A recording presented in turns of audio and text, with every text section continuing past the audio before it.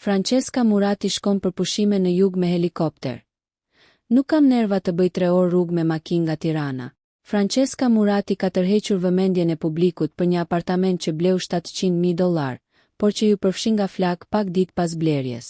Teksa ajo përflitet shumë nëpër media dhe rrjete sociale. Kjo nuk e ka penguar as pak që të shijojë jetën. Çdo ditë më shumë Francesca po publikon momente nga përditshmëria e saj, ku shfaq jetën luksoze që bën.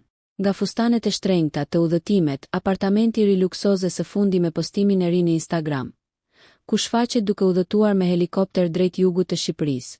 Në video Francesca shprehet se po udhëtonte nga Tirana në jug për disa ditë pushime dhe shprehet se nuk kishte nerva për të bërë 3 orë rrugë me makinë.